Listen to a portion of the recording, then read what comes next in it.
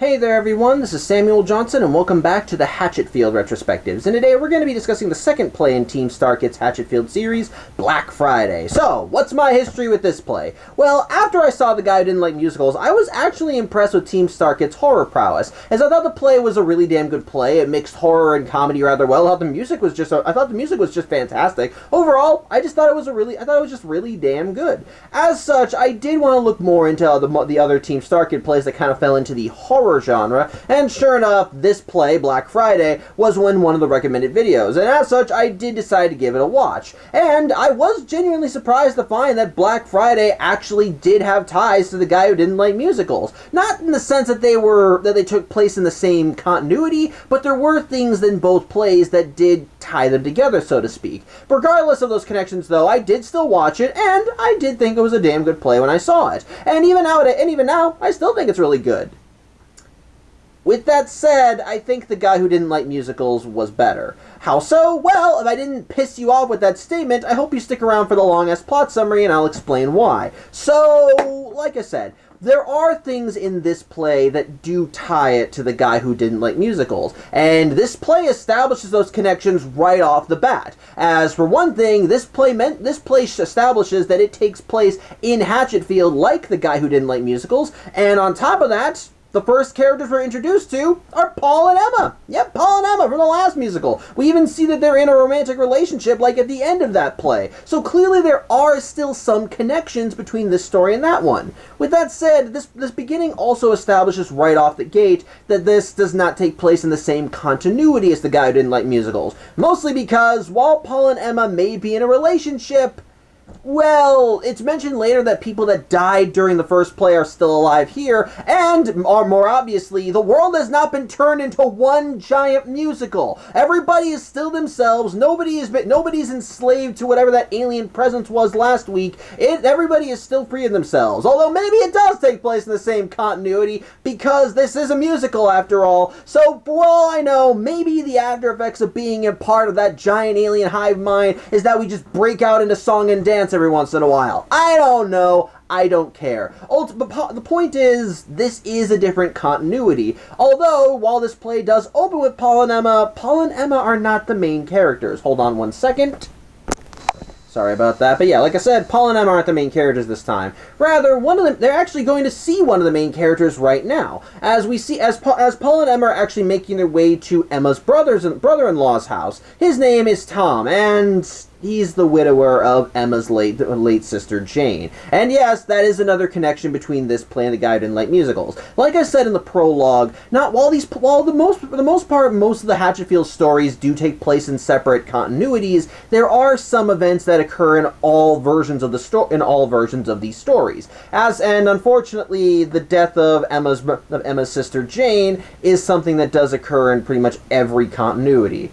But either way, Paul and Emma do arrive at Emma's brother-in-law's house, and thus he answers the door. This is where we're introduced to one of our main characters. His name, Tom Houston, and he's not gonna say a surly motherfucker, but he is an asshole. When he greets Paul and Emma at the door, he's wearing nothing but a white undershirt and I think a pair of pants. And rather than saying "Hello, nice of you to come," he instead says "You're late." And basically he just acts like a kind of a jackass throughout the entire interaction. As such, Paul and Emma basically make their way in, and Emma arrived here believing that Tom wanted to spend the day after Thanksgiving with her, because, well, as the title of the play says, this takes place on Black Friday. And as such, Emma has got brought a bunch of stuff over, DVDs, games, and so forth, and thinks that it's just going to be a one big family event, which she's all for, since, Tom was the husband to her late sister.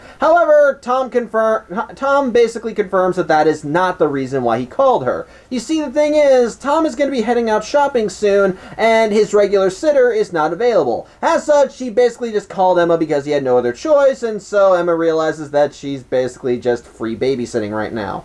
As such, As such, while Tom's son, a boy named Tim, is against his father leaving because he just wants to spend time with him, once Tim is out of earshot, Tom reveals to Paul and Emma the real reason why he's going shopping. Well, because, well, there is a new toy on the market, something that everybody wants to get their grubby little hands on, and this toy is called a Tickle Me Wiggly. This honest to God, ugly little thing that's basically covered in green fur, has weird tendrily fingers, big bug eyes, and instead of a mouth, it has even more tendrils right there. But apparently everyone wants it, and hell, even Paul and Emma even heard an ad for it on the way to Tom's house, and of course, Paul hated it because it was a musical ad, and he still doesn't like musicals, and so, but like I said, everybody wants to get their hands on it, and it's only being released now on Black Friday for a fair price of $49.95. I don't know if $50 is worth it for a plush, but then again, I have a whole collection of them in that closet over there, so what do I know?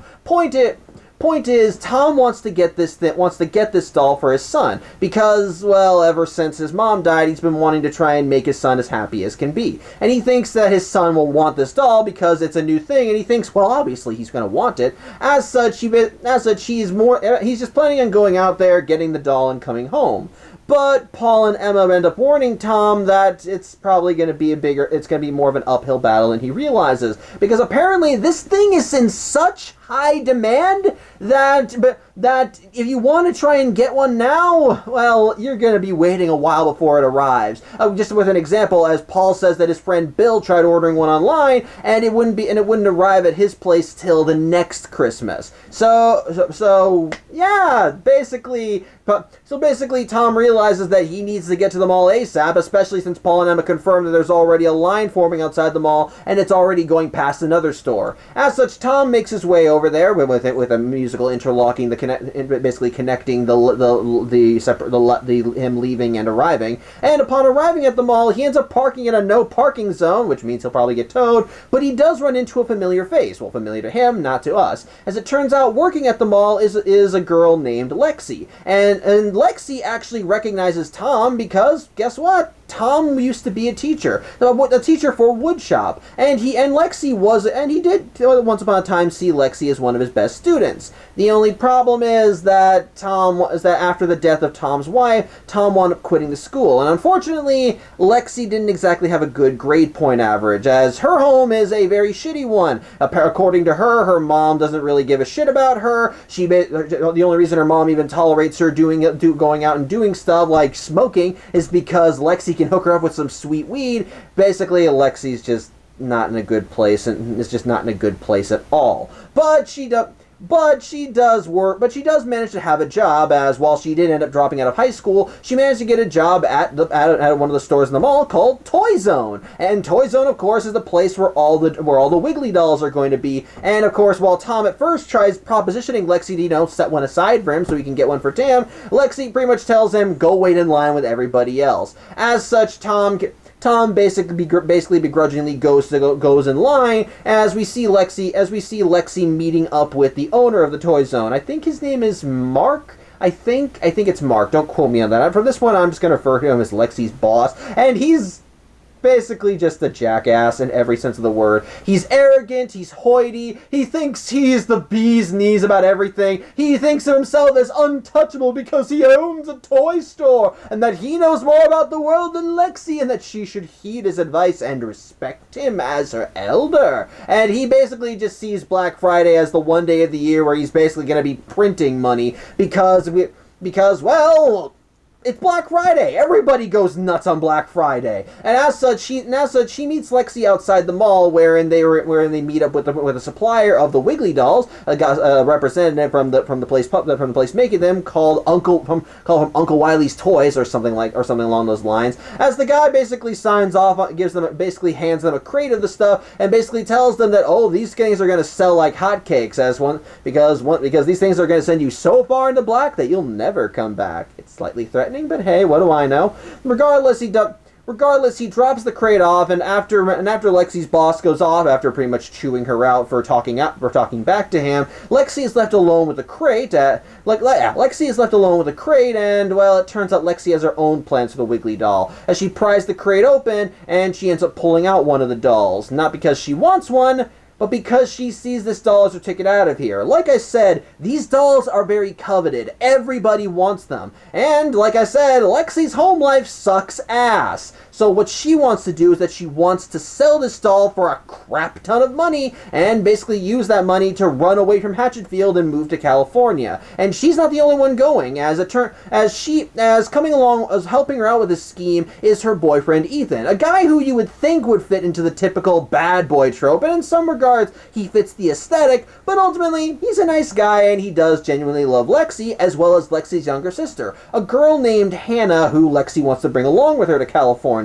However, Hannah is a special child, as Hannah seems to be on the spectrum, so to speak, as she sometimes mentions knowing things that other people don't, and apparently she likes to talk to an imaginary friend known simply as Webby. However, when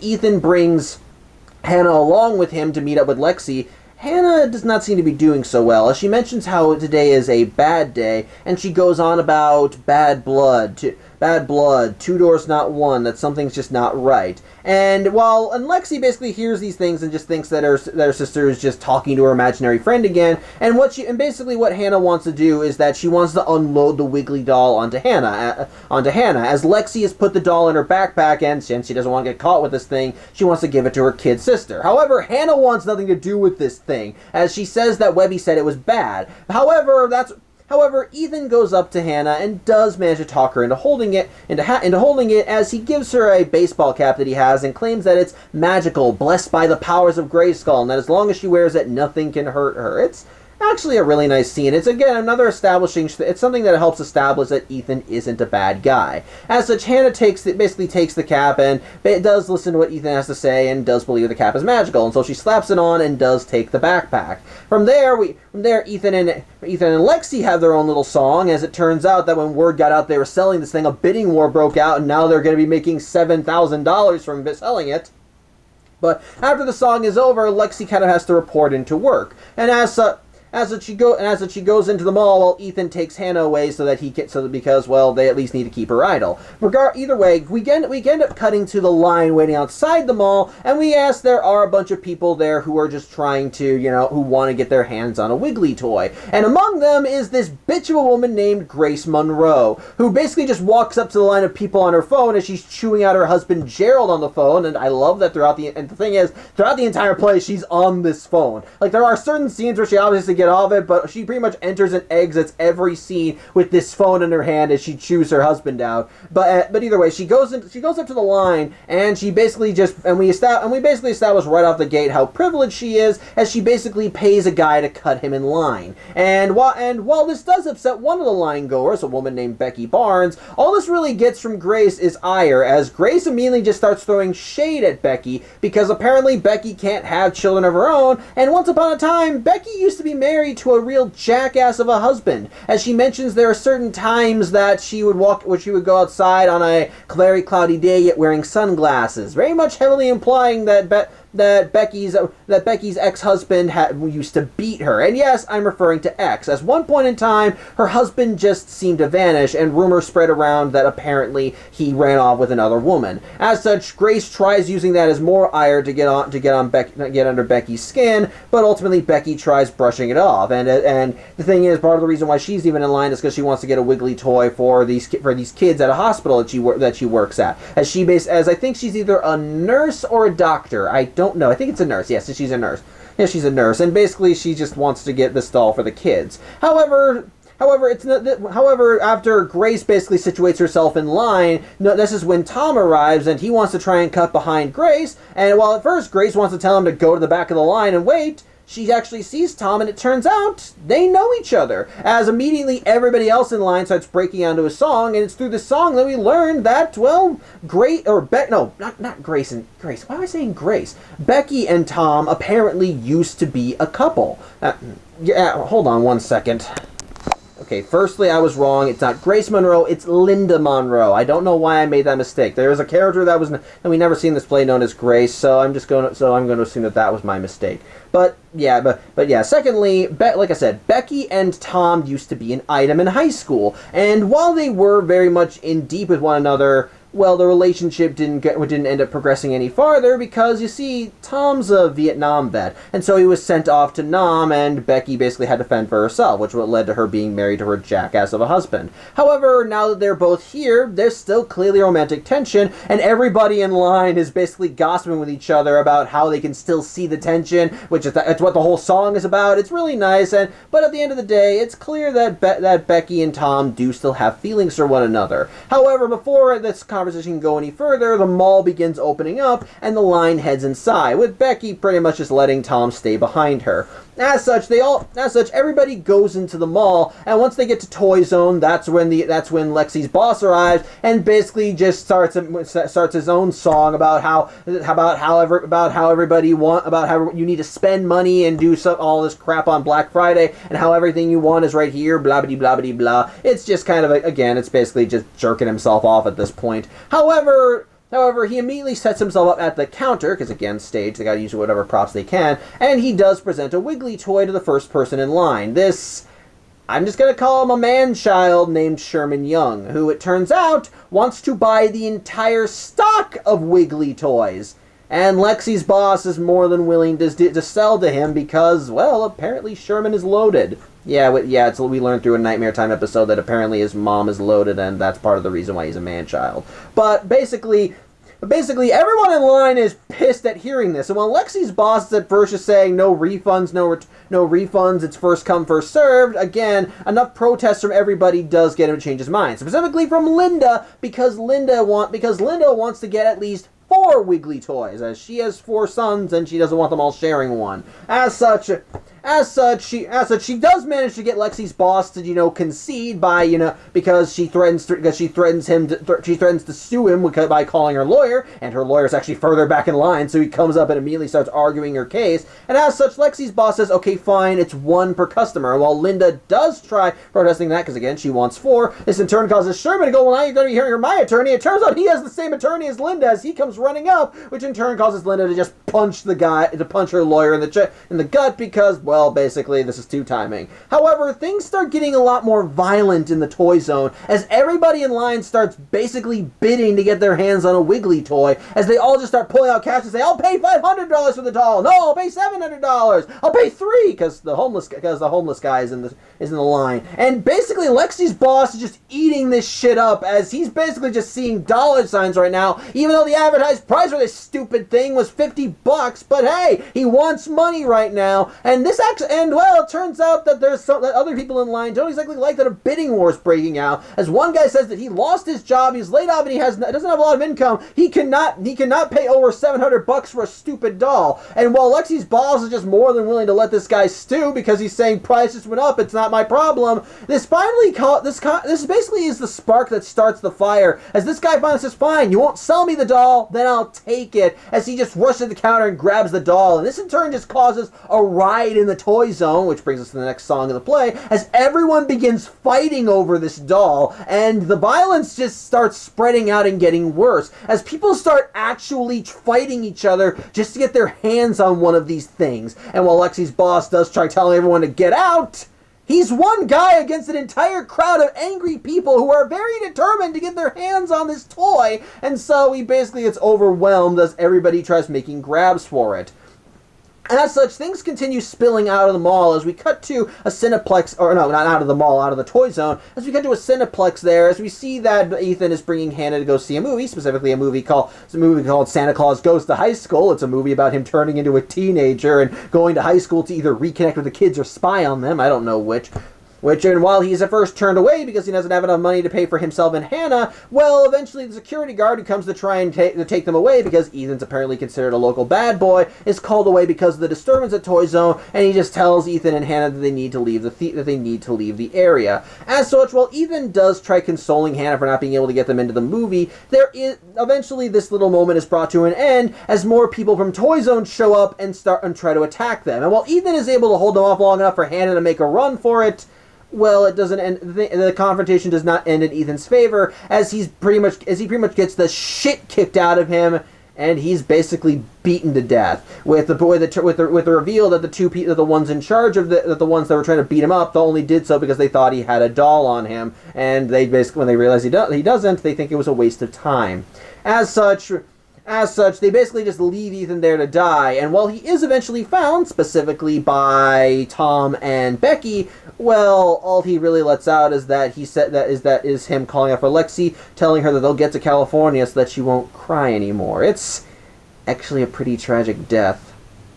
As such, it's clear that things are getting worse and worse in the mall. And while Becky maybe advocates that she and Tom should get out of there, Tom is very determined to get his hands on a Wiggly doll. He wants to do this for his son, and he's willing to do whatever it takes to get there. And the thing is, he does actually no. I think he did manage to get his hands on one, as we see him and Becky with one, but unfortunately he loses it very quickly because another one of the customers from the Toy Zone arrives and he has a knife on him. And while this guy manages to get the doll away from Tom and Becky, well, ultimately the only reason he was able to do it was because he stabbed Tom in the gut. And as such, Becky has to basically let this guy go so that she can tend to Tom's wounds as she brings him away somewhere. And well, we kind of leave Hatchetfield for a little bit as we end up cutting to Washington, D.C. Why?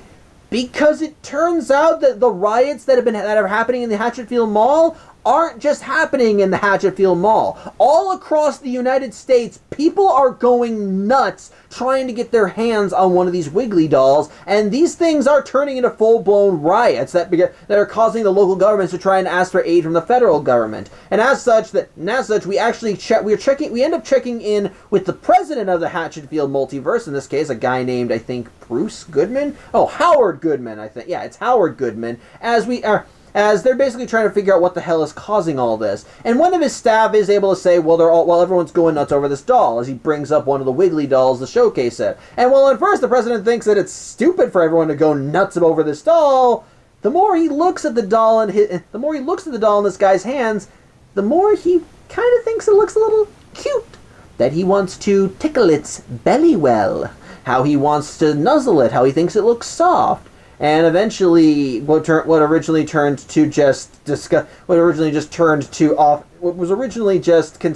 saw as an offhand thing, he immediately wants to get his hands on too, as he basically tells this guy to hand over the doll, and he's not willing to hand it over, and everybody else in the room basically starts getting into a fight over the doll, and as they all start threatening one another, and they do start getting violent as they all start trying to fight over it as well. But the only reason that nobody gets hurt is because someone else arrives on the scene and ends up shooting the doll out of everyone's hands, causing stuffing to go all over the place. As such, everybody kind of seems to snap out at whatever trance they were under, but the question is raised, who saved them?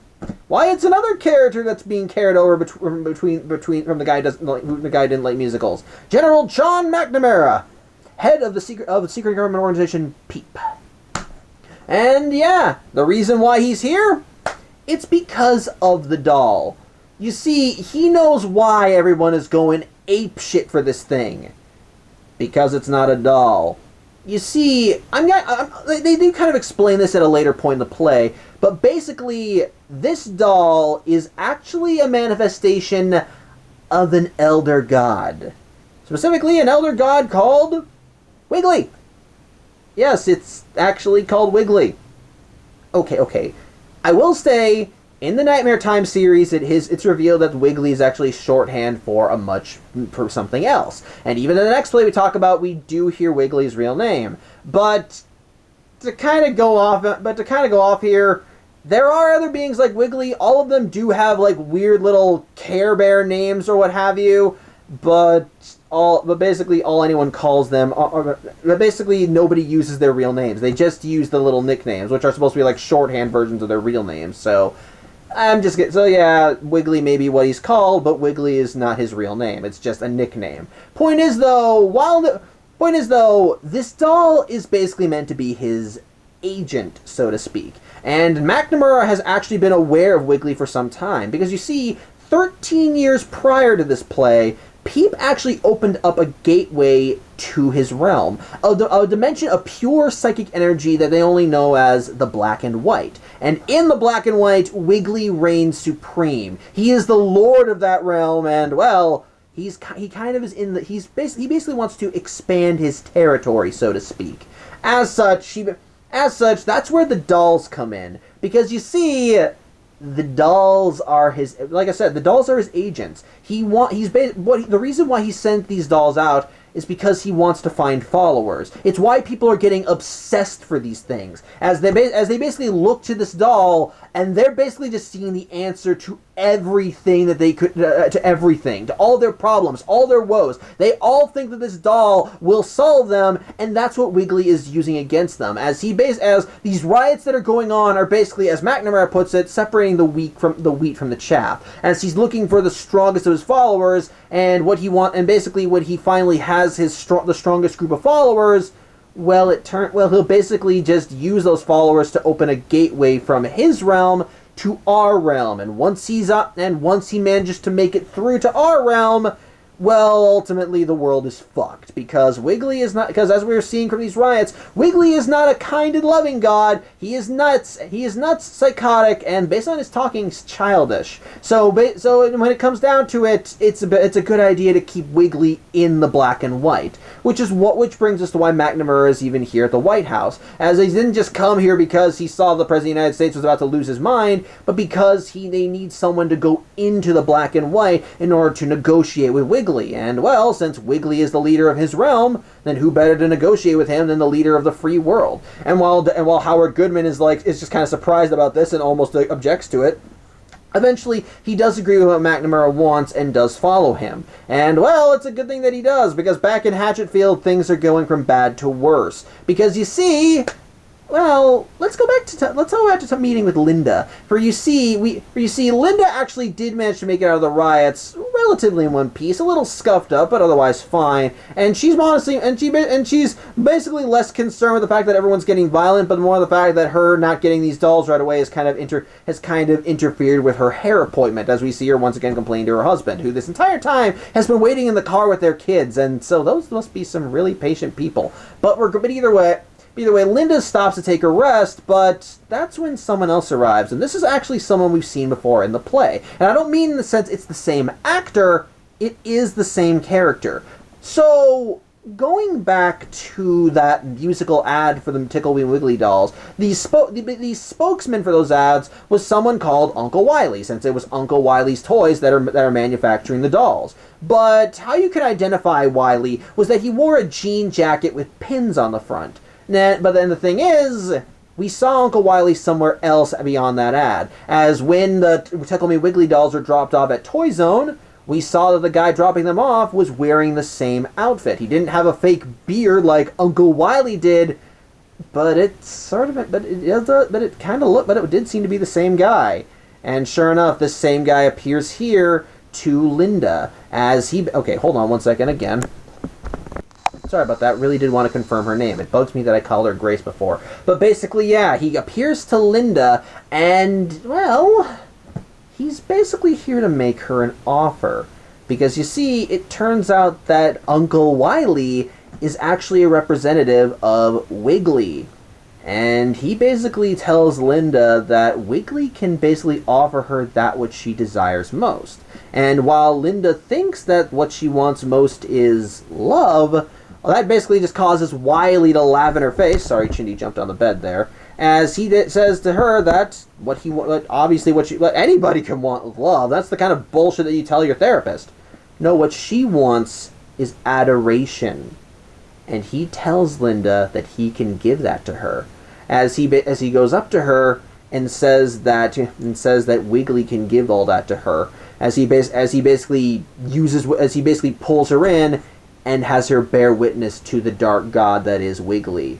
And, well, let's just say that Linda herself has a bit of an awakening.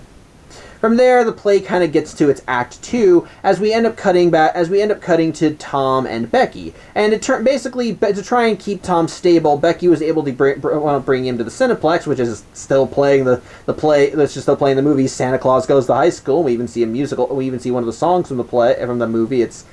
And it's so dumb. It's so dumb. Even in universe, it's a bad movie, and I kind of love it. But basically, as Becky is patching Tom, basically Becky was able to get her hands on a first aid kit, and thanks to her nurse training, she was able to patch Tom up good as new. But even as Tom is being healed, he still doesn't want to leave the mall without getting his hands on a Wiggly doll. And it's here where he and Becky actually begin talking. As not only are they in the same seats that they used to go to when they were dating in high school, but they begin talking about their romantic lives, and we soon learn why Tom is so dead set on getting his hands on a Wiggly doll beyond whatever effects it is that Wiggly is using to get people. You see, it turns out that Tom feels a bit guilty about what happened to Jane, because on the night that she died, they were driving, and he was the one in the driver's seat. And it was stated in the Guy Who Didn't Like Musicals that what killed Jane was basically a car accident. It turns out that car accident happened while Tom was in the driver's seat.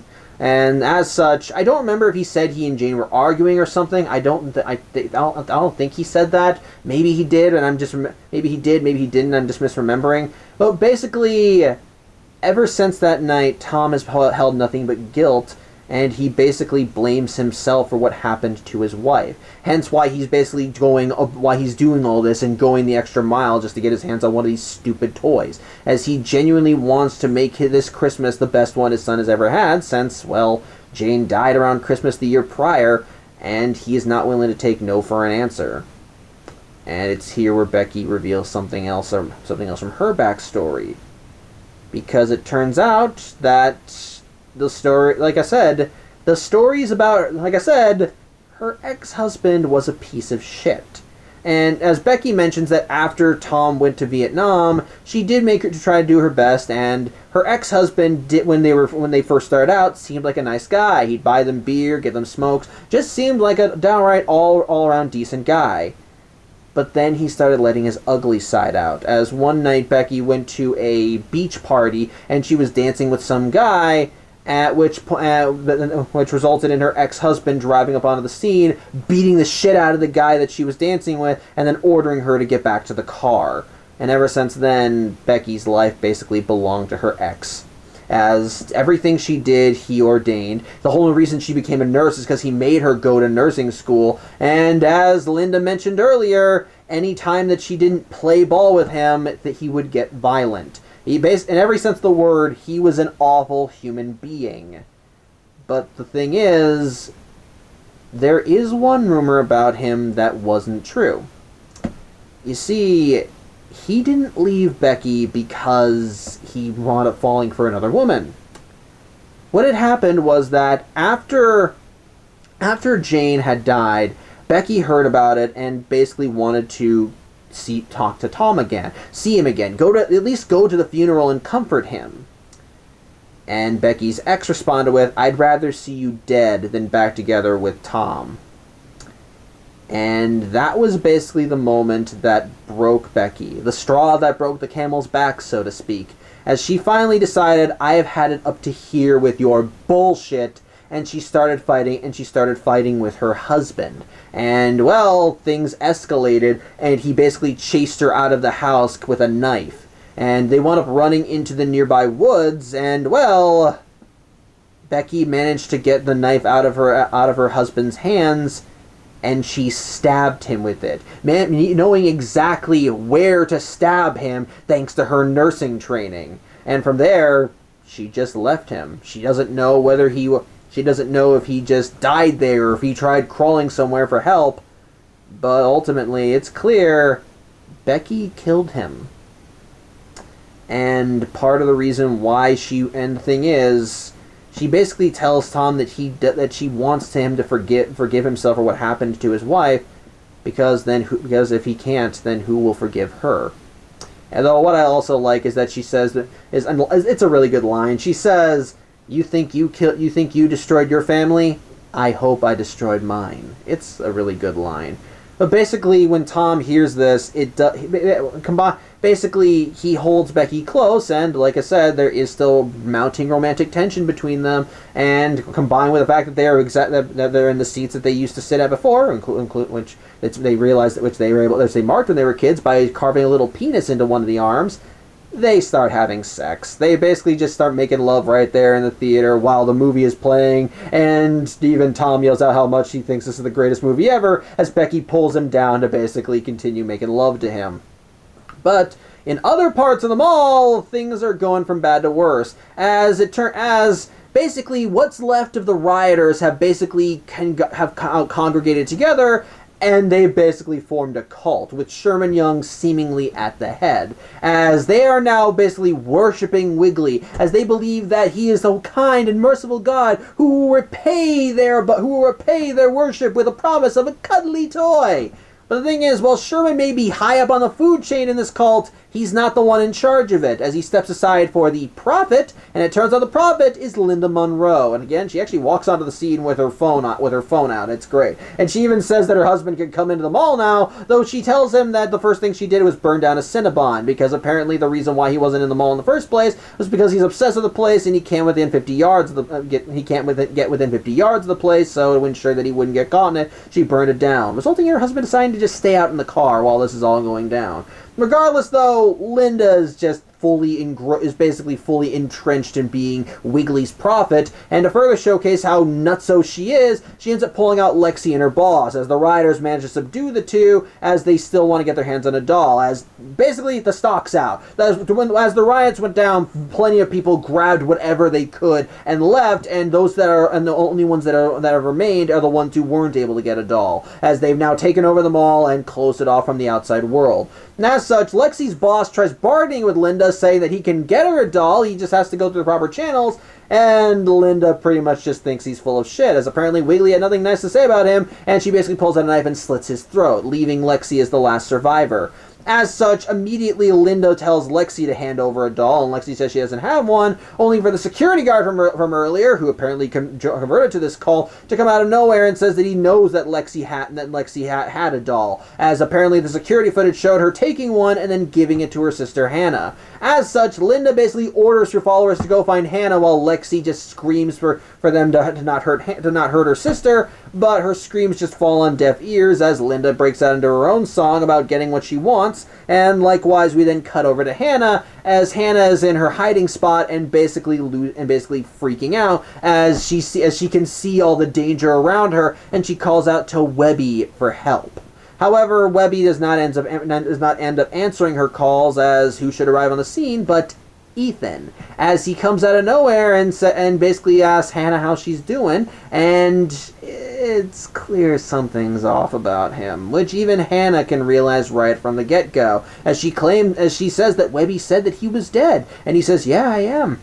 But he basically just tells Hannah that he can help her. That there is a nice woman that Hannah needs to go meet, a woman in a black cape, and that if Hannah wants everything to go her way, then she just needs to hand over that doll in her backpack. Hannah begins putting two and two together and realizes that this isn't Ethan. It's something else, something primal. And we even see Ethan as he starts getting more unhinged and free and goes nuts before he fades away, and Hannah's able to realize that this is all Wiggly as she reaches into the backpack and pulls out the Wiggly doll. And the thing is, the Wiggly dolls have shown that they can talk, not like talk, but they're supposed to have like pre-recorded responses. But this one begins talking to Hannah, even calls her by name, saying Hannah, that they can be good pallywals. But Hannah's not buying it for a second. She knows that Wiggly's full of shit, that he's a monster. And that her friend Webby warned her about him, and Wiggly's response is, "Well, Webby is a stupid bitch." At which point he basically starts threatening Hannah, saying that she could have been a great follower, but now he's going to peel her because one of Hannah's nicknames is Banana, and so he basically says he's going to peel her like her namesake. However, as Hannah begins freaking out about this, she basically manages to drown Wiggly out.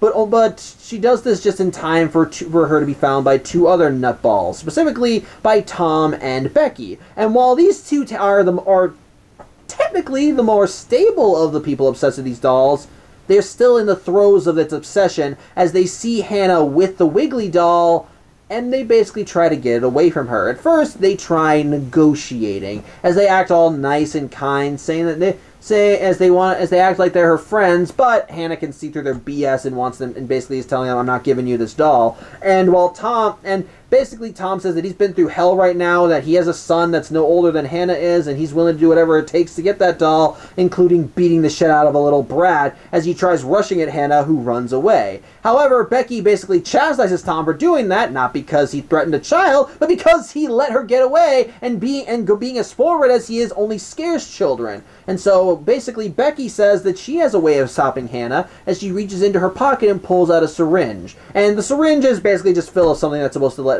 make Hannah go to sleep. Not kill her, literally just, put her to sleep, make her groggy, weaker, basically just knock her out for the count. As I'm guessing that even in her inebriated state, she still cares about kids. Well, not inebriated, in her psycho state. Regardless, she and Tom begin basically trying to get Hannah out as they we get Hannah out into the open, and they do manage to find her, though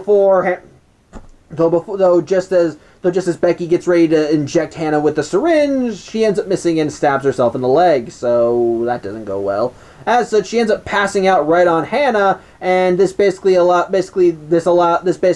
leaves Hannah open long enough for Tom to just get the doll away from her. And while Becky, in her current state, tries saying that half that doll belongs to her, Tom just says, "I'm sorry, we'll get you a new one later," as he basically just abandons Hannah and Becky as Becky passes out on top of Hannah.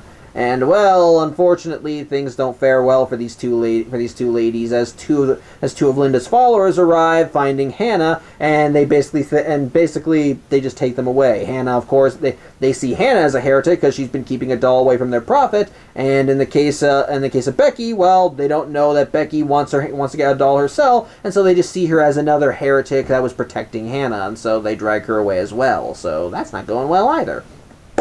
In the meantime, though, we then cut back to Washington as we see General McNamara bringing the president to Peep HQ as they basically are getting the president ready to go into the black and white. They prep him with a space suit, so to speak, and basically the plan, like I said, the plan is just send him in and he can talk to Wiggly. Of course, the president is, I'm just going to say he's incompetent, which is kind of some commentary right there, as he has absolutely no idea what any of this is, but McNamara assures him that they can do it, though he does kind of give him some warning, so to speak, as apparently when Peep wound up opening this portal to the black and white, someone else did go through the portal and came out a raving lunatic, and that person was McNamara's mentor, a man named Wilbur Cross, and, well, after he emerged out of the portal nuts, he basically pledged his undying loyalty to Wiggly before vanishing completely. So there is still some danger involved in going into this realm.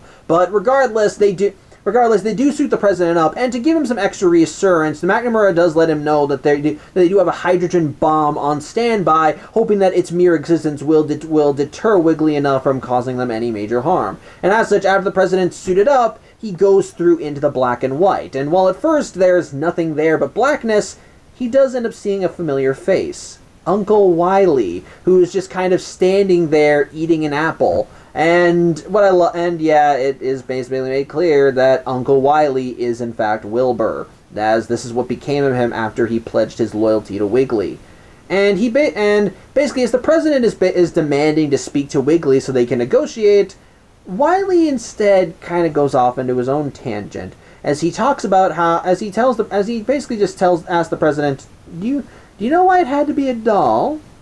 And it's here we get into some basically social commentary for the play, as it turns out that the reason why Wiggly tried to get new followers through a doll is because in our frankly shitty society, people tend to put more stock in their stuff. They don't trust the government because no matter who they vote for, they just seem to get the same two-faced politicians each time. They clearly don't. Even religion can't seem to help them, so they sometimes turn away from that. And even in our society, nothing changes. The rich get richer, the poor get poorer. But there is one thing in our broken society that everyone seems to always trust most: It's our merchandise, our crap, all our stuff, the things that we use to make ourselves feel safe. And thus, that's why Wiggly was able, that's why Wiggly created this doll. And not only that, it's why this doll had to be made in America, because it's only in America that people would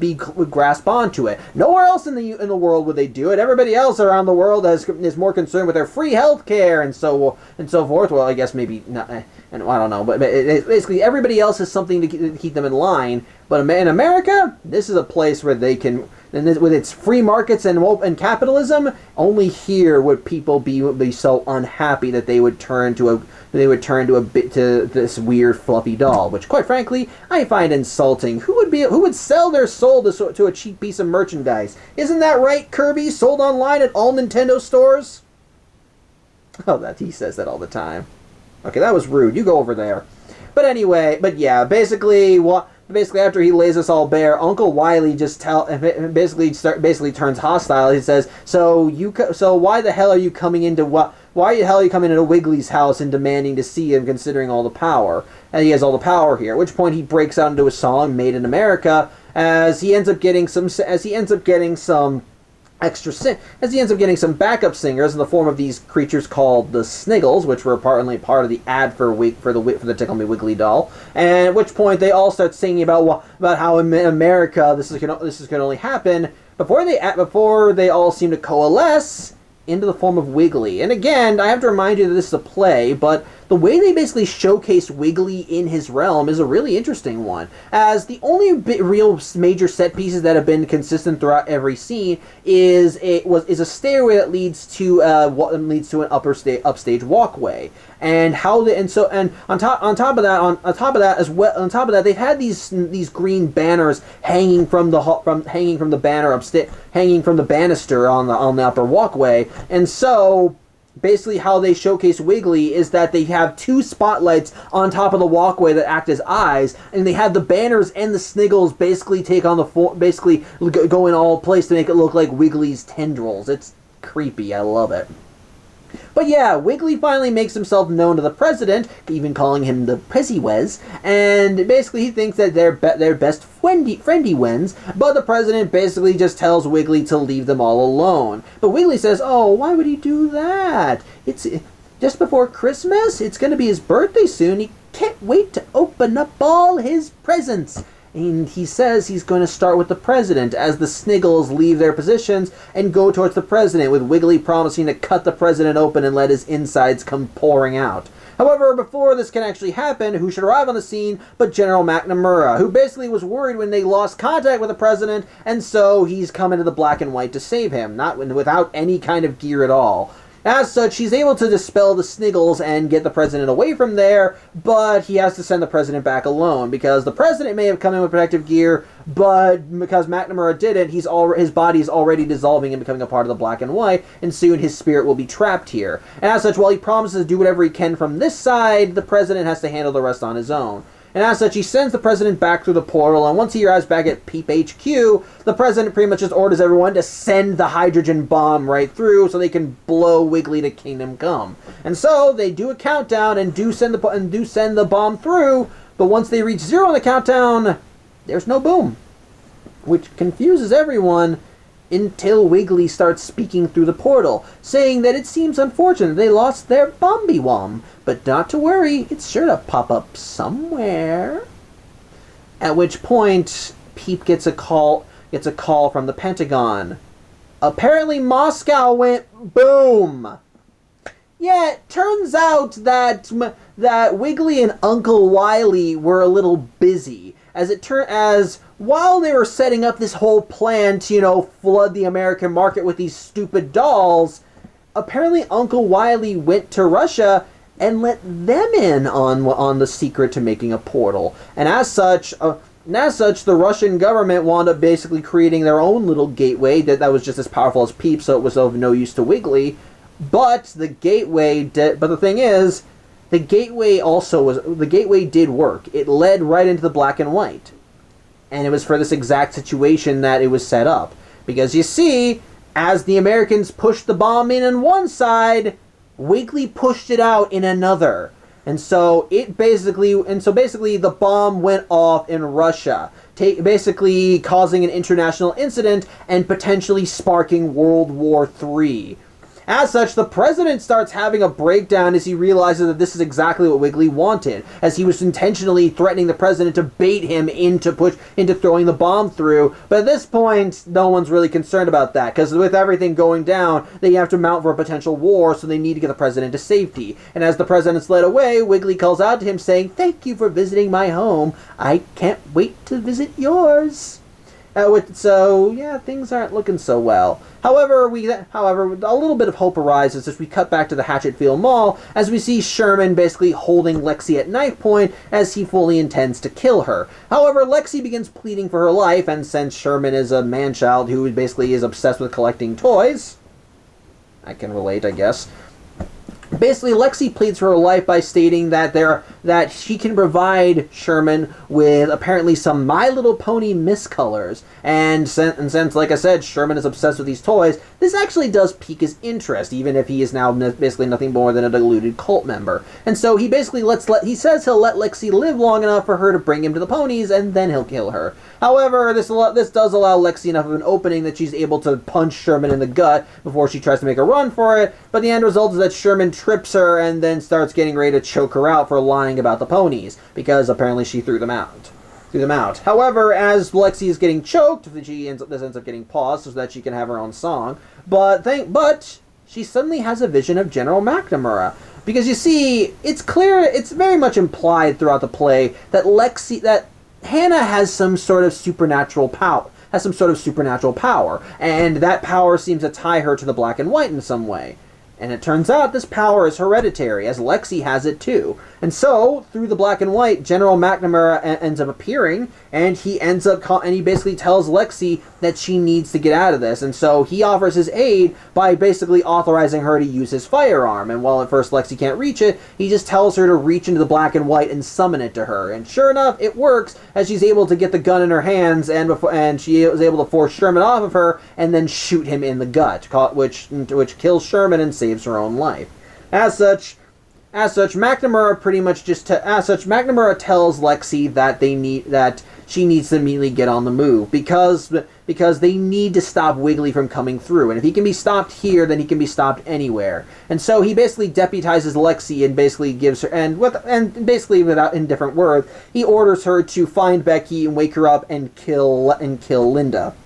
So they can stop the Prophet, then they can stop Wiggly from coming through. As such, Lexi gets this knowledge, and so after McNamara basically names her as an official peep, Lexi runs off to try and find some aid, and aid she does find as she manages to find Tom just as he's about to leave the mall. And while she ends up holding him at gunpoint and tells him that she needs his help, Tom is not listening right now because he thinks that Lexi just wants the doll. But Lexi responds with that she doesn't give a shit about the doll. And she starts kind of putting two and two together about why some people are clearly obsessed with this stupid thing, while other people couldn't give two shits about it. After all, at the beginning of the play, we saw Paul and Emma, and they didn't seem to give a damn about the doll. Yeah, they knew about the hype surrounding it, but they really did not care for it. Hell, Paul complained about the ad, so clearly it wasn't affecting him as much as it was other people. On top of that, all the children in this play, none of them have been interested in the doll. And Lexi even confirms that when the campaign for this doll started getting out there and being advertised, well, there were no kids that ever came by Toy Zone asking about it. So kids clearly didn't give two shits about Tickle Me Wiggly. So then why are all the adults freaking out? And the answer? Because something's missing from their lives. Clearly, the reason why everyone is obsessing over these dolls is because everybody has a hole in them that they need filled. Some kind of problem that they want solved. Something that they think they can basically just immediately fix if they get their hands on enough merchandise. And that's what Wiggly basically takes advantage of. He promises to be everything that you want him to be. He can fill in those holes for you and be everything that you want. But in reality, it's just, as Lexi puts it, a bunch of bullshit. And thus Lexi basically uses this and thus as Tom hears this, you can tell he's beginning to wake up as when Lexi mentions how no kids want it, she asks Tom if his son Tim even wanted this doll, and Tom says, well, of course he wanted it. So what he asked for, right? But he can't recall a single moment when his son ever wanted this thing. Even one point where he says they were at this place called Pizza Pete's trying to get they were at Pizza Pete's. He says they were trying to win one there, weren't they? Even though in reality, earlier in the play when they mentioned that meeting, they were there probably, I think, winning a go-kart or something. Point is, it's clear that the thing that Wiggly latched onto with Tom was his inadequacy and his desire to be a good father. And, well, as Tom begins putting the pieces together, he soon realizes that all of this that he's been doing, it was never for Tim. It was all for his own selfish sake, to try and make amends for what he believed was the wrong he committed. And as he begins thinking about that, he breaks out into song, and through the song, he basically talks about how, at this point, all he wants is to be a good dad, and that if he fucks that up, that he knows he'll never be able to make up to it. He'll never be able to make up for it. And he even during the song, he recalls how at one point he and his dad how he and his dad were once at an arcade, and how at one point Tom wanted to win a rifle that was from a movie that he saw, but when they couldn't get it, his dad instead made him a knife, and Tom was happy to get the knife, not because it was what he wanted, but because he was able to spend time with his dad. And thus when Tom realizes that the one thing he needs most is his son, it allows him the clarity he needs to resist Wiggly. And while Wiggly tries to get Tom to go back to Drowsy Town, which is what Wiggly calls the black and white, well, Tom isn't listening to any of it, as he actually looks at the doll in his hands and he thinks, you know what? You're not cute at all. In fact, you're fucking ugly. And then just tosses the doll away. And as such, he's back in his right mind as he goes up to Lexi, as the pair of them realize they need to work fast. As Lexi is like I said, through Matt Nomura, Lexi is fully aware of what Linda plans to do, and Hannah's currently in danger, so they need to go save her. As such, Tom takes the gun from her because she's holding it wrong. And so the two of them prep up to go and confront Linda. And, well, going back to Linda, her followers bring Hannah right to her, and while Linda at first tries insulting Becky because they brought her there too, well, she can't really do anything to Becky right now since Becky's unconscious, so it's no fun to make fun of her right now.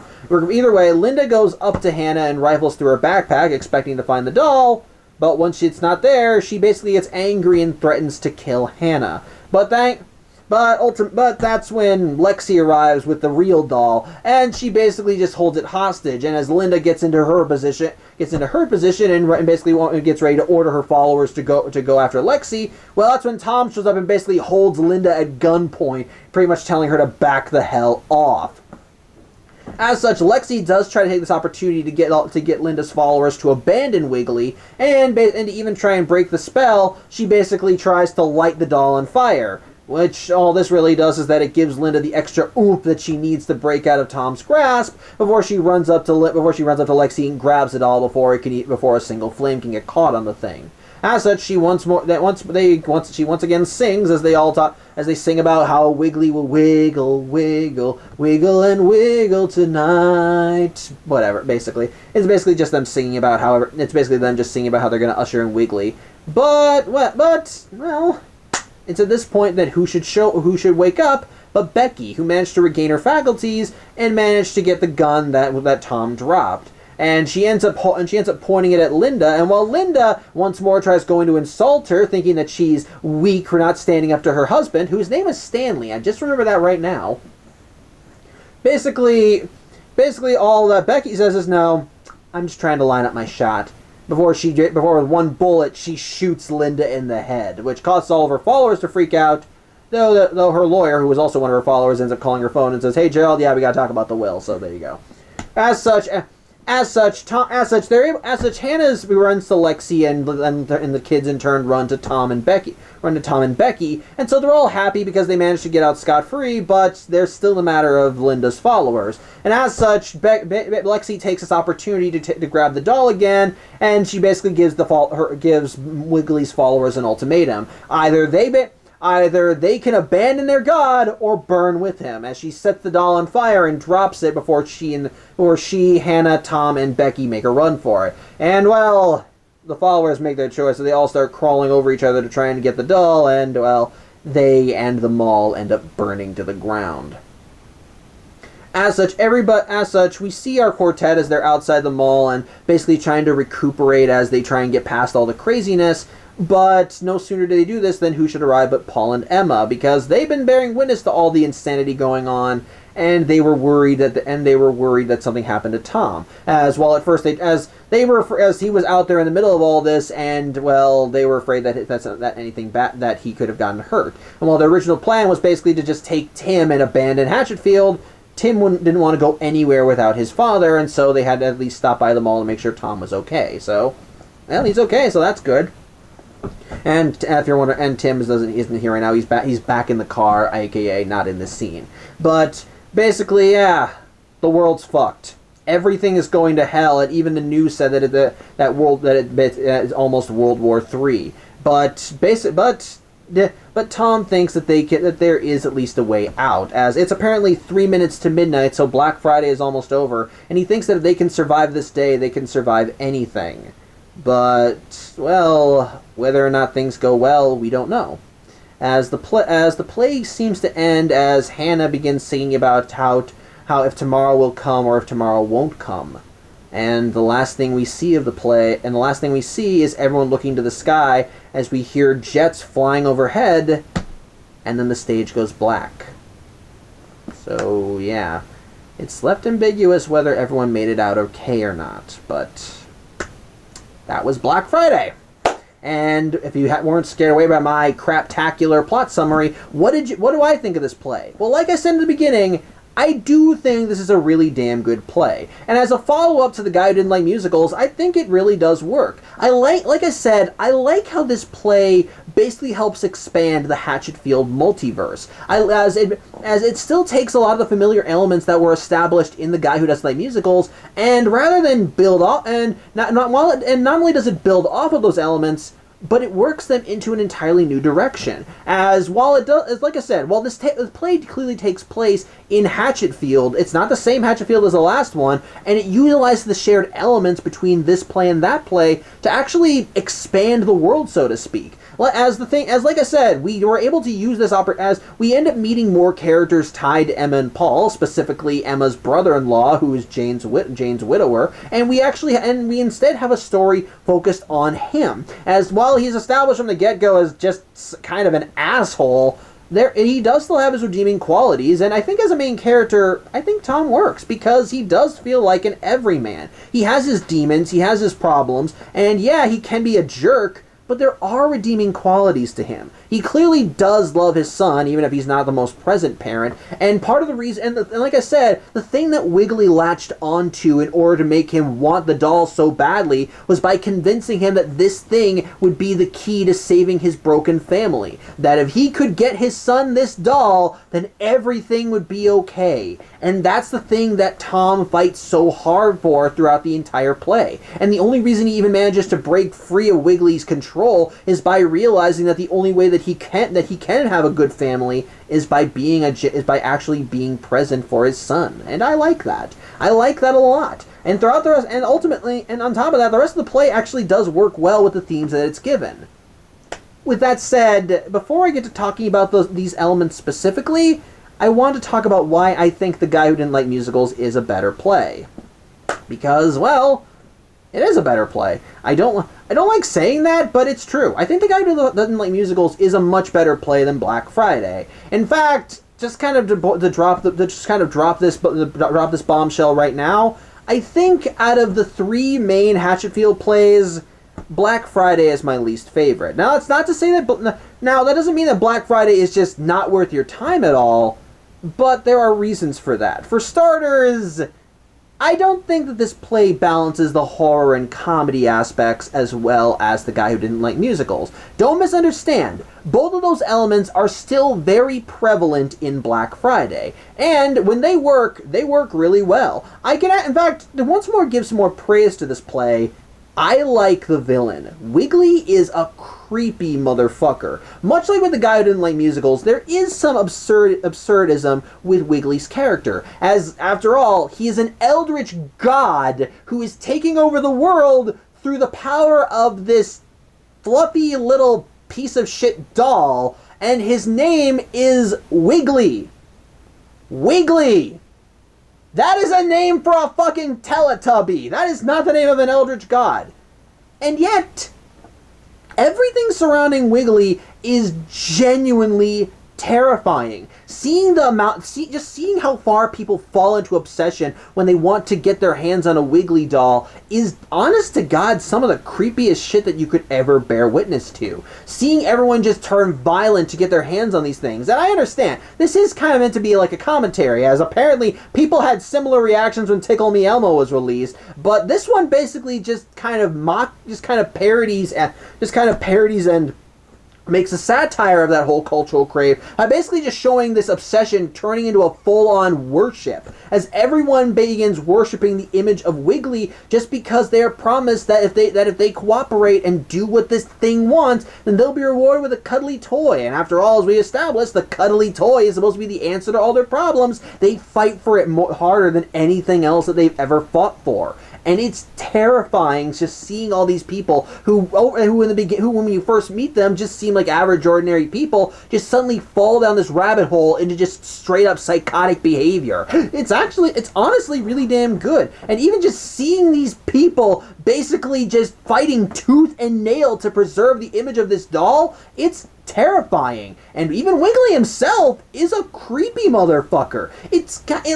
Before, when it's the doll, it feels like it's a slow burn, because even before it's established that Wiggly is very much evil, there is something unnerving about the doll. Obviously, its design isn't anything you want to be gawking at, because like I said, it looks creepy, even though everyone that gets obsessed with this thing thinks it's so cute and cuddly-wuddly and just wants to tickle its belly well, which they say that a bunch of times. That's a pet peeve of mine. Why does he keep using that? Why does he use all that baby-wavy talk? I think that needs to daddy-die. But again, from the outset, we are showcased that Wiggly is there's something off about this doll, and on top, the escalating behavior of the people that want one is definitely something that's to be concerned about, and it works to create a sense of tension throughout the entire play because as these get worse and we see our main characters dealing with the brunt of everything, you do feel sorry for them, and you are afraid who's going to make it out in one piece, especially since these people are shown that they are willing to kill just to get what they want, as showcased with Lexi's boss. But then, thing is, when Wiggly finally talks and we actually get to meet Wiggly in his domain in the black and white, he's just a terrifying being.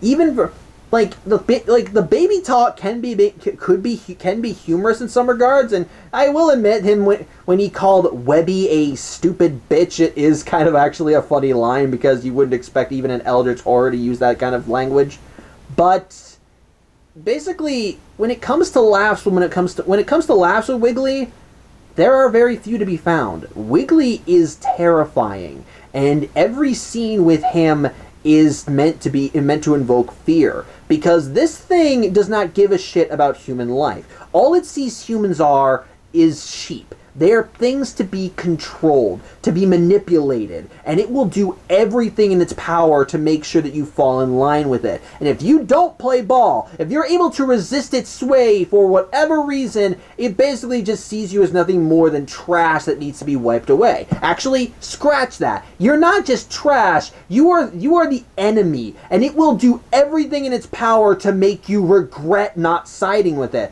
As we saw when it threatened to peel Hannah like a banana or cut the president's belly open like a present. This thing is clearly unhinged and clearly wants us to suffer. It wants power, it wants control, and it will do everything it can to do that. And it's clever. In fact, that's actually another thing that works. This thing does understand the human animal to a degree. Now, whether or not it's because it spied on us through the black and white or through Uncle Wily, we don't know. But it does understand humanity enough. It's why it manufactured the doll and had the center of its invasion of reality be in America, because only in America could something like this could this plan ever work. So, which again is kind of meant to be societal / political commentary there. So I'll get to that later. But ultimately, that's more. But ultimately, this one feels a lot more. But this one definitely hits a lot. But again, it makes it more terrifying when we actually see him in his realm. And part of what. But again, yeah, clever. Sorry, I lost my train of thought there. Again, showcasing him. I like seeing him actually being showcased as clever. But yet, throughout most of the scenes we see with him, his demeanor is still that of a child. As he treats us all like one big game. And the only times we ever see him break character, so to speak, is when he's genuinely pissed off. Otherwise, he still talks with this same light voice, and still speaks and still has that cutesy-wootsy way of talking, as he refers to people as his Friendy-wends, or to tickle his tummy-wum, or the Mr. Prezzy-wes, and you seem to have misplaced your bomby-wum. So, and that honestly, I think makes him more terrifying. And you have this creature, this eons-old ancient being that exists and rules this other realm, and it has the demeanor of a child. It looks at everything like a game. It enjoys toying with people because that's what it finds that's the thrill for it. It enjoys watching us suffer, and it treats it all like it's just one big game. That it genuinely thinks it's going to win. It's like playing hopscotch on the playground for this thing, and it's a very sore loser. I really like that, and I think for the horror aspect it works. And then, going back to the comedy aspect, there are still plenty of laughs to be had. Again, you can still kind of find some humor in the absurdity of Wiggly's character, because again, despite everything terrifying about him, he's still an eldritch god named Wiggly who's taking over the world through a fucking doll.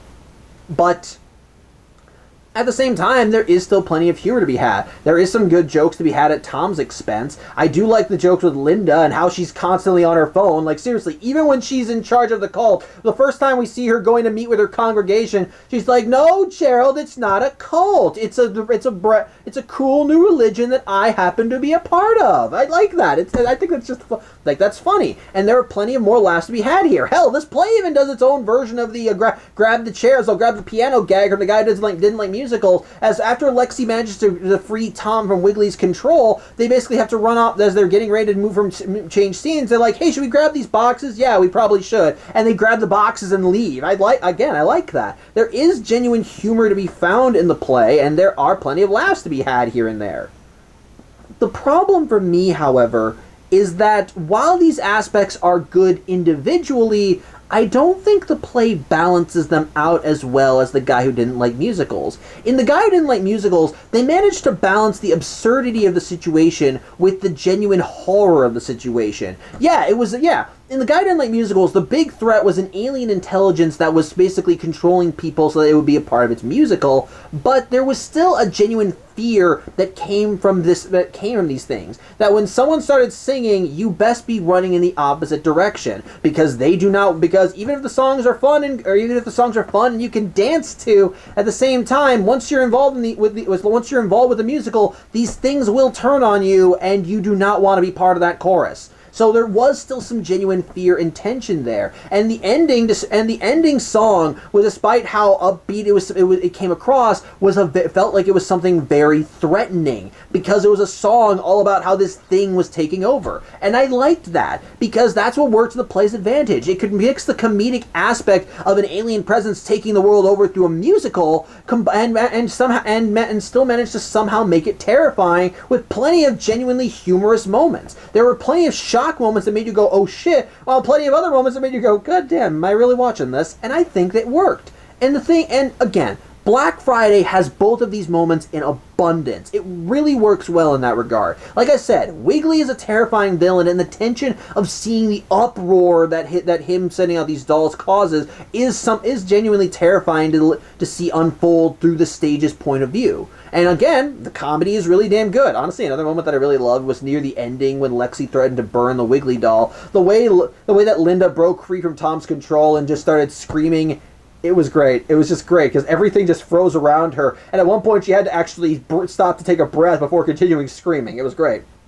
And again, the fact that when Linda was shot in the head and one of her followers, her lawyer, is going nuts, is just basically mourning her death before grabbing her phone and saying, "Yeah, Gerald? Yeah, Gerald, it's Jerry. We gotta talk about the will. I don't know. That's just funny. That's legitimately funny. And the idea that her husband was just waiting in the car throughout this whole play, which is implied to take place over the course of the entire Black Friday, means that her husband and kids have just been sitting out there the whole time. You think the kids would get a little stir crazy, is what I'm saying. But again, despite how much I think those moments are great, I just don't think the play balances them out as well as the guy who didn't like musicals. And as a result, it can tend to lean more into one side over the other. Now, like I said, it doesn't do these elements horribly, in my opinion. They both work out for what they are, and it's still a major reason why I'm still complimenting the play for doing these things. It's just that it doesn't feel like they intermingle well. Either the play can be really funny, or it can be shit-your-pants terrifying. Neither of these things intermingle with one another. You'd think there'd be some joke. You think you'd have more laughs at the fact that they're still calling this thing Wiggly, but after a while, that joke doesn't get any laughs, as when you actually do bear witness to Wiggly and just how much of a presence and ominous monster it is, you basically just start going, you know what, you can call yourself whatever you want, I don't care. And that's like, the horror aspect does work in that regard, but at the same time, it just doesn't feel like they mesh well. It feels like it's one or the other. And while there are moments here and there where both things do seem to intermingle, like when Lexi had her struggle with Sherman when she lied about having the miscolored ponies, that moment quickly veers right into the dramatic, and the humor is just thrown out the window as Lexi is fighting for her life, has a big dramatic musical number, and then immediately General McNamara comes in and says, "I can help you with this," and thus gives her the gun. Throughout that entire moment, immediately is lacking the comedy. And the last laugh to be had in that scene is when Sherman is shot, and his last line is, "Where did that come from?" before he falls dead. So in that regard, while I do think the play does a great job with humor and comedy, I think it just has a much harder problem intermingling these two genres, is what I'm saying. It does them both well individually. It's just that when one becomes more prominent, the other one feels like it goes to the wayside for a little while. So I do consider that a problem. Sadly, another problem that I have, believe it or not, is with the music. Now, again, do not misunderstand. Like with the guy who didn't like musicals, all of the music in this play is fantastic. Every track is great. All the lyrics are great. Every actor and actress in this play are all great singers. All of them coordinate well, and all of them look amazing. So in that regard, yes, I do still think that the music is fantastic. I cannot think of a single bad song to be found within this entire play. They either all carry some great dramatic emotion for what they wanted to do, or they feel hectic or comedic in nature. It doesn't matter. They all are good songs to listen to. My problem with them is their abundance. And I know what some of you are going to say. Well, why would you care? Why are you complaining about the abundance of songs in a musical? And yeah, you're right. I shouldn't be complaining about that. But the thing is, there are some songs in this play that I do feel are warranted, and other songs that I feel like are just there to waste time. I feel like this play would be a lot shorter if there were a few songs that were just cut out for the sake of cut out. And unfortunately, that is something that occasionally happens in the play. While there are plenty of songs that help emphasize an emotional moment or showcase things going wrong, there are plenty of other songs that I feel like were just in there to waste time. Like the song that Linda sings when she and her followers get her hands on the Wiggly doll. It's a creepy-ass song, but this is the climax of the play. Why are we stretching this out this much? This is supposed to be the moment when the heroes finally confront the villains and get their comeuppance. Why are we trying to stretch it out that much? And then there's the moment when Lexi's getting choked out by Sherman. That moment, I feel, it's a dramatic song, and it really does help showcase more of Lexi's mindset, but do we really need to have this song here, right now, in the middle of this big confrontation, just before Lexi gets help? Wouldn't it have been? I feel like it would have been better in another place. And sadly, and then there's even General McNamara. Just before we get to Act 2 of the play, he has his own song singing about how there are monsters and there are men, and it's a good dramatic song. But at the same time, was it warranted in that spot? Did we need to see that song there? And my answer is no, I don't think we did. And that's sadly the case with some of the songs in this movie, in this play, sorry. As some of them, all of them I think are really damn good, after a while you kind of want to get back to the story. And while there are plenty of songs here that I think really do help emphasize what's going on in the story, whether comedic, dramatic, or horrifying. I think they do work in that regard. I think there are plenty of songs that work, but there are a lot of songs there are also plenty of other songs that I feel are superfluous and could have very easily just been cut out of the play and nothing would have changed. So I will consider that a problem. As while I like the music, I think it would have been nicer if there were maybe like some songs here and there that could have been like pushed to the wayside. Just maybe. I'm not saying don't make it a musical. I'm just saying maybe cut back a little bit on the musical numbers is what I'm getting at. Also, and this is just possibly a real pet peeve of mine, I guess maybe the societal commentary could be a thing, as it feels like it's really hammering it in about it. Though I could just be talking out my ass, because at the time that I saw this play, that shit was everywhere, and I was beginning to get a little sick of it. But I will at least give it credit. It's not that far off, I suppose. I made the joke with my Kirby, but there's a reason I own a lot of plushes, is what I'm saying. But. So, I don't know, I guess it's just like a little pet peeve of mine. It is clever commentary, and actually, in my opinion, it actually does make the play a bit more terrifying too, considering that basically this eldritch god used something used the weakness that we already have against us in order to basically, I guess, wiggle his way through the door, so I don't know. With that said, though, while these aspects of the play do hamper it, in my opinion, and I think do make it lesser than The Guy Who Didn't Like Musicals, I don't think it's a bad play at all. Like I said, I still think it's really damn good. I already talked about how I think the villain is great. While I feel like they could have that they should have intermingled the horror and comedic aspects better, both of those aspects on their own are done perfectly. And like I said, the songs, while maybe too abundant in my eyes, are not bad either. I can't think of a single bad song among them. But the thing is, the play itself.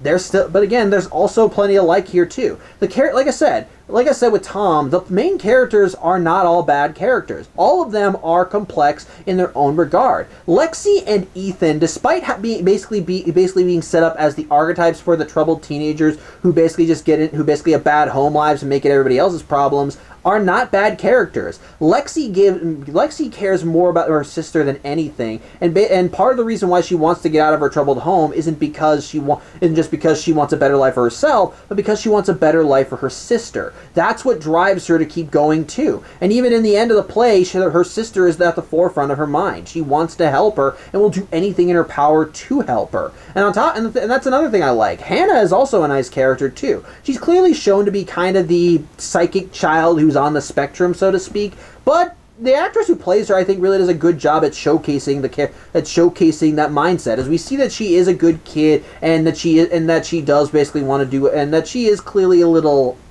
she's clearly distant because of her abilities and being on the spectrum. But at the same time, we do see that there is a kind heart there, and she clearly is trying to be the best person for people. Hold on one second. Sorry about that. Had to sneeze. So, but again, she's written as a sweet kid, and we like her and don't want anything bad to happen to her.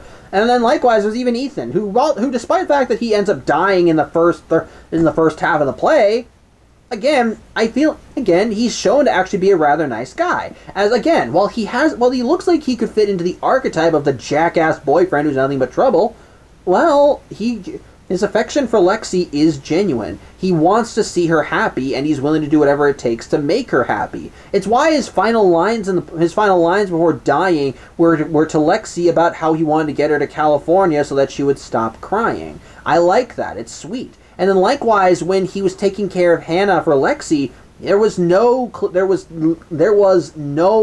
ill will towards Hannah. He didn't see Hannah as a burden he had to deal with. In fact, the only time he ever complained about her was when she was being moody because Hannah was told through Webby, who we don't know who Webby is in this play, but we will learn in another story, that today would be a bad day, and thus she's a bit more distant and closed off than usual. And so while we see him getting a little frustrated with this, he never outright makes Hannah feel like crap, and at many points he does try to be there for her.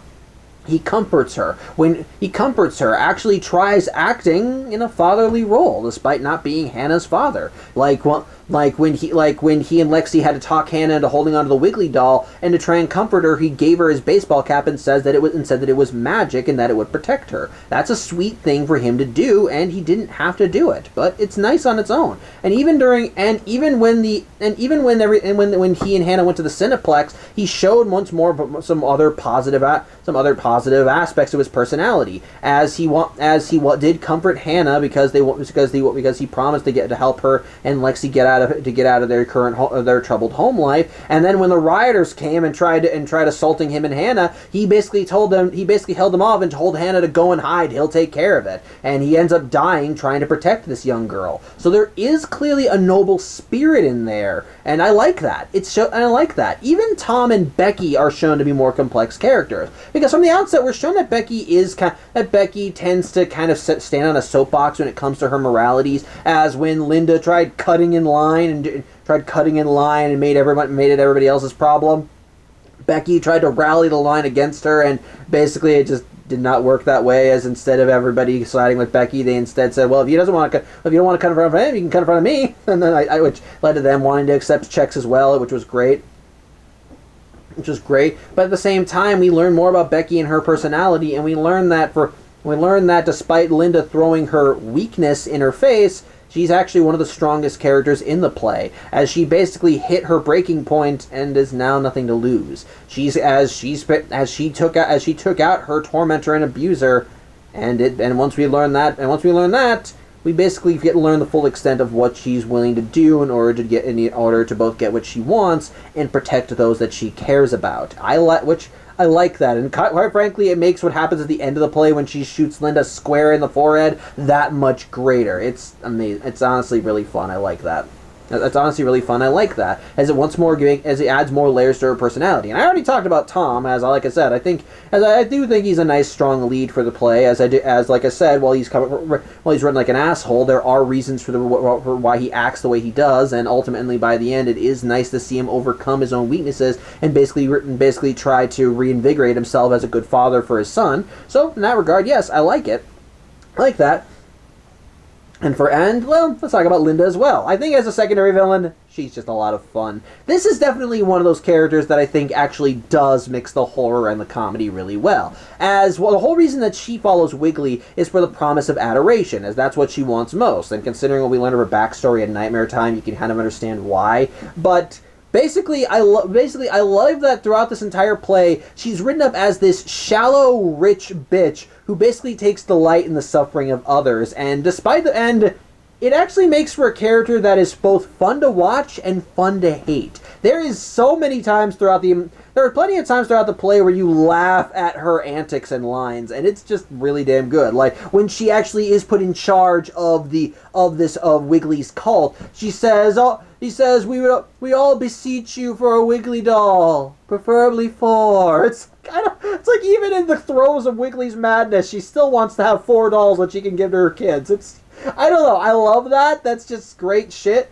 The fact that she calls her lawyer when she's told that she's not going to be getting a Wiggly doll, I thought was even better. That was even better. The fact that she enters the cult scene basically on her phone talking to her husband saying, it's like, yes, you can come into the mall now. No, it's not a cult. I love that. That's a great scene. That is a great scene. Even when she gets indoctrinated into becoming Wiggly's prophet, it's actually pretty damn terrifying. As while Uncle Wiley is basically intimidating and being forceful and trying to get her to see it, she ends up disrupting this whole thing because she still acts like the mightier than you, holier than thou bitch that we saw her as before. And she does not break character once. As once Uncle Wiley arrives on the scene, she basically says, "I warned you, I have pepper spray and I use it far more than I should normally," and I love that. And then likewise, when he tries indoctrinating her to Wiggly, he just grabs her hand and says, "Do you see him? Do you see him? Do you see him? Do you see him? Do you see him? Yes, I fucking see him!" I love that. It's great. And every scene with her is a joy. She's a bitch in every sense of the word, so you do end up disliking her, but you are never not entertained when she's on stage. It's she's a great secondary villain that really knows how to steal the show. So I'm gonna give her credit for that as well. And then, of course, there's the other aspect of that makes this play work. Once more, the effects. The lighting and effects for Black Friday are still superb, in my opinion. Like with the guy who didn't like musicals, they basically use the limited budget they have and just run the full gambit with it, as they are able to creatively utilize what they have at their disposal on set to just basically create some elaborate effects, like when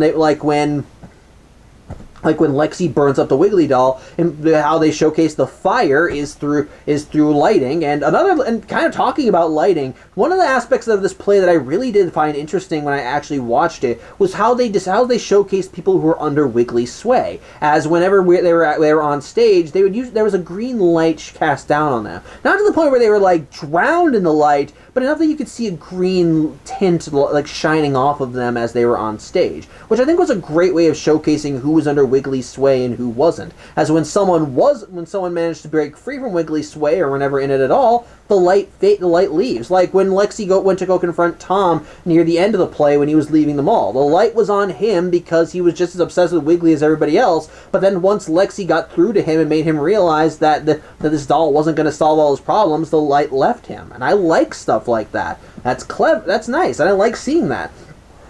And honestly, if I can list my favorite effect, it's Wiggly. I loved how they showcased Wiggly, as it utilized the limited budget to its most effective, as it utilizes the set pieces and the actors and even the lighting to basically to try and showcase just how massive Wiggly is. But it makes sense that would be what that's how Wiggly makes himself up, because, well, the black and white is his realm, and it's a full realm of psychic energy. So why should Wiggly be one thing? Once you're in the black and white and you don't have the proper protection, your spirit is absorbed into it. And as we saw with General McNamara and Uncle Wily, once you're a part of the black and white, what you can accomplish is almost unlimited. As Uncle Wily basically popped up all over the place in different places, despite the fact that he was still tied to Wiggly in the black and white, and General McNamara was even able to take advantage of his current situation to call out to Lexi and give her his gun. So why wouldn't Wiggly take advantage of that as well, to basically not have a full-on form in the black and white, as we see him taking on a more, as he basically builds himself up from the abstract? That's creative, that's fun. I think it's one of the best effects in the play, and I think it works throughout there, and I feel like that creativity is still present throughout the rest of the play as well. And as such, well, like I said, while there are factors that I do think hold Black Friday back a little bit, like, again, I think the music, I like the music, I think it could have been cut down a little, and likewise, while I liked the comedy and the horror, I don't think they meshed as well together in this play as they did with the guy who didn't like musicals. Overall, I do still recommend Black Friday. I do still feel like it carries on the trends that were showcased in The Guy Who Didn't Like Musicals, and does manage to still tell a more complete story. And likewise, the ending, I think, is a really damn good one as well.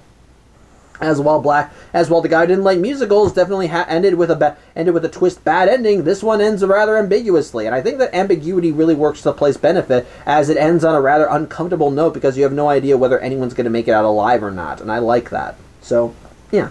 On the whole, I do think Black Friday works. It's got great writing, great characters. It still is creative with its effects. While I may think the musical numbers are abundant, I don't think that there is a single bad musical number in the play. The villains are either creepy or just a downright joy to watch.